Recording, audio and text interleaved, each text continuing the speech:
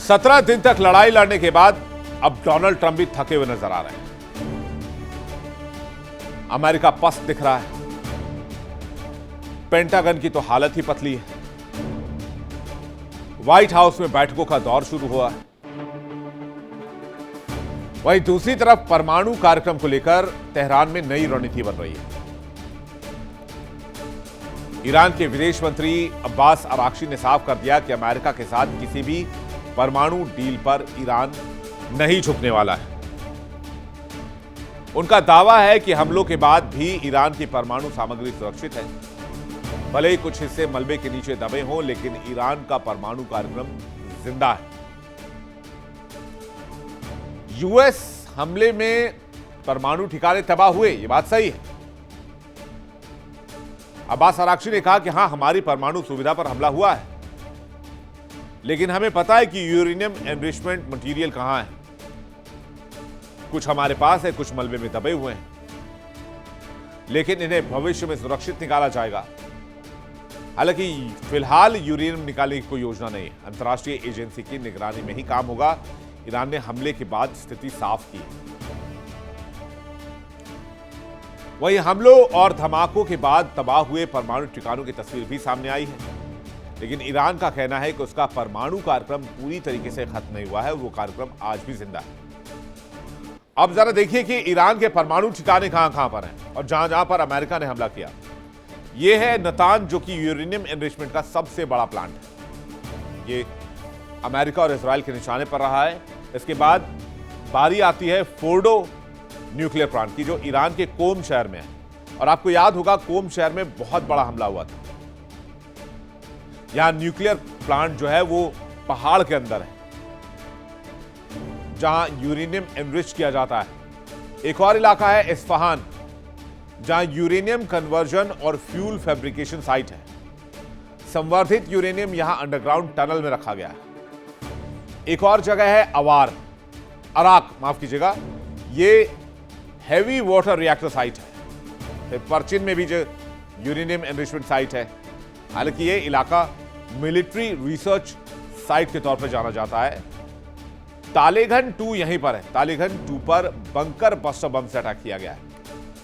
एक और जगह है बुशहर, एकमात्र ऑपरेशनल न्यूक्लियर पावर प्लांट है जहां से बिजली बनाई जाती है।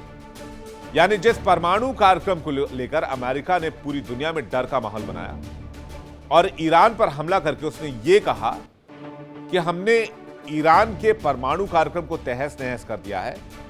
अब्बास अराक्ची कह रहे हैं कि हमारा परमाणु कार्यक्रम सेफ एंड साउंड है और वो परमाणु कार्यक्रम हम चलाते रहेंगे। जरा फुल स्क्रीन आपको तस्वीर दिखाते हैं कि किस तरह से अभी भी जो ईरानी लीडर्स हैं वो दुनिया के बड़े बड़े नेताओं से संपर्क में हैं।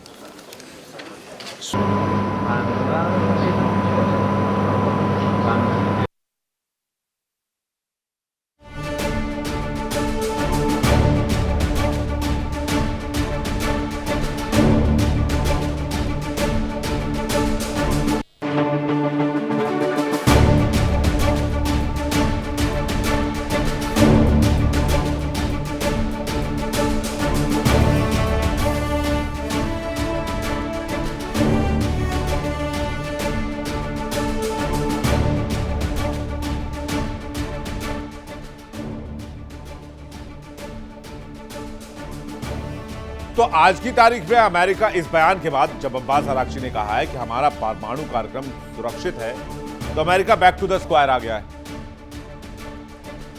पहले अमेरिका को लग रहा था कि उसकी 5 उंगलियां घी में हैं और सिर कढ़ाई में है, लेकिन अब अमेरिका को लग रहा है कि उसके तो दोनों हाथ खाली है। अमेरिका ना तेहरान को गिरा सका, खामेनी 2.2 वापस आ गए, ईरान ने लड़ाई छेड़ दी। ईरान का परमाणु कार्यक्रम अभी भी जिंदा है। ईरान अपने परमाणु कार्यक्रम को आगे बढ़ाएगा, यह भी अराक्ची ने कहा है। तो फिर अमेरिका को 17 दिन की लड़ाई में हासिल क्या हुआ? करोड़ों डॉलर का डेट, दर्जनों सैनिकों की मौत, ईरान में बेकसूरों की हत्या, इजराइल में बेकसूरों की मौत। इस जंग से 17 दिन में अमेरिका ने यही हासिल किया। और क्या हासिल किया? यहां तक कि आप बड़े बड़े दावे छोड़ दीजिए कि तेहरान विल फॉल और and all that, straight of Hormuz तक नहीं खुला पाया अमेरिका, जो कि पहले सामान्य तौर पर ऑपरेशनल था जंग के शुरू होने से पहले। ईरान के विदेश मंत्री अब्बास अरागची ने हाल ही में एक टीवी इंटरव्यू में अपने स्टैंड को क्लियर कर दिया। क्या कहा है आपको सुनाते हैं। Declared. This is verified and declared by the agency. That's this right. is not a secret. This is not a secret, you know. The agency have said in his many reports the exact amount of our enriched, nuclear material. Yes. They are under the rubbles.